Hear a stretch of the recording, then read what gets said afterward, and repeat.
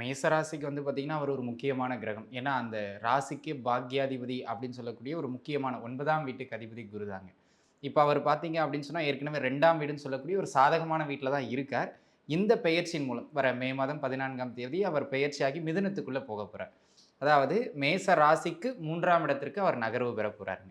3ஆம் இடம் குருவுக்கு ஒரு ஆகச் சிறந்த இடமா அப்படின்னு கேட்டீங்கன்னா, வெளிப்படையா சொல்லணும்னா இல்லங்கிறது தான் உண்மை. சரிங்களா?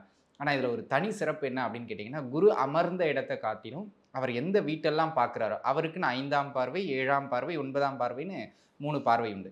அந்த பார்வையின் மூலமா இந்த ராசிக்கு எந்த பாவகங்களை பார்க்கிறாரோ, அந்த பாவகம் சார்ந்த விஷயங்கள வளர்த்து விட்டுருவார். ம்ஹ்ம். அப்போ குருவுக்கு ஒரு தனி சிறப்பு என்னன்னாங்க, சனி இங்க அமர்ந்தா தீமை, நன்மை அப்படின்னு பிரிக்கலாம். ராகு, கேதுக்கள் இங்க அமர்ந்தா தீமை, நன்மைன்னு பிரிக்கலாம். குரு அமர்ந்த இடம் தவறானாலும் அவர் பார்வையில நன்மைய குடுத்துட்டு போயிருவார். ஓ! அதனால தான் குருவ எப்பவுமே நம்ம தூக்கி கொண்டாடுறது. அவர் நெகட்டிவான இடத்துல அமர்ந்தாலும் நன்மையை கொடுத்தே தீமையை கொடுப்பார். அந்த ம். விதத்துல முதல்ல இவங்களுக்கு நன்மை எங்க அப்படின்னு ம். கேட்டுக்கிட்டீங்கன்னா, 3ல் அமருகின்ற குரு முக்கியமான 3 விஷயத்த தருவார். 1 இடமாற்றங்கள். ஓ! ஆ இருக்கிற வீடு மாற்றமா இருந்தாலும் சரி, நெறைய பேர் நம்ம சிட்டில நீங்க கேள்விப்பட்டிருப்பீங்க. அடிக்கடி மாறிக்கிட்டே இருப்பாங்க வாடகை வீடு. அந்த மாரி இடமாற்றங்கள் எதையேனும் கொடுத்தாலும் எடுத்துக்கிடுங்க. அதேபோல நீண்ட நாளா வெளியில போயிட்டு செட்டில் ஆகணும்.